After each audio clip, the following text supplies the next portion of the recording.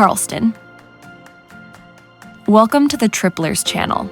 Join us as we set off on a once-in-a-lifetime journey around the world. Over the next 133 days, we will visit 4 continents and make 55 stops across 27 countries. Charleston was founded in 1670 under the name Charlestown, established by English settlers who arrived by sailing up the Ashley River. The city quickly grew into an important trading port, exporting rice, indigo, and later cotton. This booming trade helped Charleston rise to economic prominence, becoming one of the most significant centers in the southern colonial states. Because of its remarkable number of churches and its long tradition of religious diversity from English settlers to French Huguenots and later waves of immigrants, Charleston earned the nickname the Holy City. We decided to start exploring Charleston in a slightly unusual way, not from the port or the historic downtown, but from Boone Hall Plantation. It was founded in 1672 by John Boone, who arrived in the Carolinas on one of the earliest ships and received 100 acres of land from the Lord's proprietors. Over the years, the plantation produced rice, indigo, and cotton. Bricks were made here, and traditional sweetgrass baskets were woven. Today, Boone Hall functions not only as a powerful reminder of colonial history, slavery, and the evolution of Southern society through the American Revolution, but also as a working farm.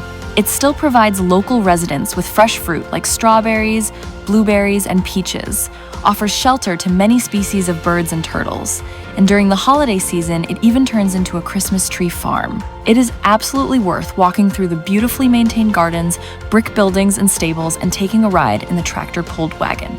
The colonial atmosphere makes you feel as if you've stepped straight into a movie set.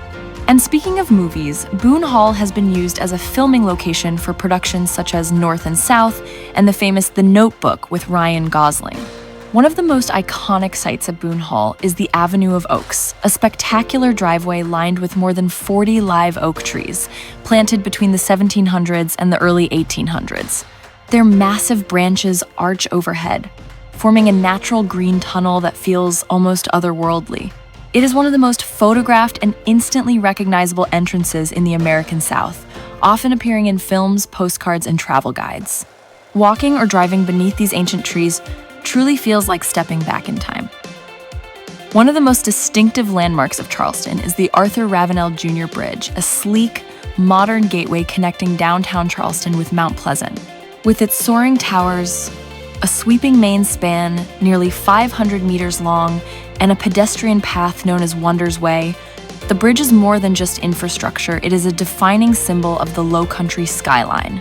We returned to downtown Charleston and began our stroll at the Charleston City Market, one of the oldest public markets in America, stretching 4 city blocks between Meeting Street and East Bay Street. Here, you can still find local artisans weaving the famous Gullah Geechee sweetgrass baskets, a tradition that goes back generations, originally developed by African descendants working on coastal plantations. From there, we walked along East Bay Street to see Rainbow Row, a set of 13 historic houses painted in pastel colors. Then we made our way toward White Point Garden, but along the way, we couldn't help admiring the beautiful historic houses on East Battery Street. In that part of Charleston, you really feel a sense of calm, broken only by the distant sound of waves and the cry of seagulls. Although part of White Point Garden is under renovation, we still enjoyed walking under the shade of tall old oaks and palmettos, resting on a bench for a moment and simply taking in the greenery. In the park, you'll find old Civil War-era cannons, monuments, and memorials, a reminder of Charleston's long and turbulent history. Close to King Street stands the monument to the crew of the USS Hobson, a tribute to the 176 sailors who lost their lives when the ship sank in 1952. 38 stones from the sailors' home states form the base of the monument.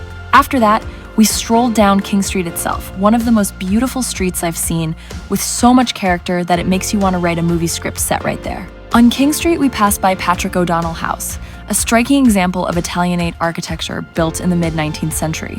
A little further on is the Miles Bruton House, built around 1765. This grand Georgian-style double house once belonged to one of Charleston's wealthiest merchants and slave traders, and today is considered one of the finest preserved colonial houses in America. St. Michael's Church is the oldest surviving church building in Charleston, standing on the site of the very first Anglican church built in the South. Completed in 1761, it has remained almost unchanged ever since. With its elegant white steeple, historic colonial clock, and 8 English bells, the same bells that George Washington once listened to when he worshipped here in 1791. At the end of our walk, we stopped by the Old Exchange and Provost Dungeon, one of Charleston's most important historical buildings, once used as a British prison during the Revolutionary War and even a meeting place where South Carolina ratified the United States Constitution. A few steps farther along the waterfront, we reached the Pineapple Fountain, Charleston's beloved symbol of Southern hospitality. The fountain sits in Waterfront Park, a peaceful green space overlooking the harbor, where locals come to relax, watch the tides, and enjoy the sea breeze. Finishing our stroll through charming Charleston, we return to the ship, this time escorted by brown pelicans. Thank you for being with us. See you in Miami. Tripelers. Like, subscribe, and hit the bell if you want to support us and see more quick travel reviews.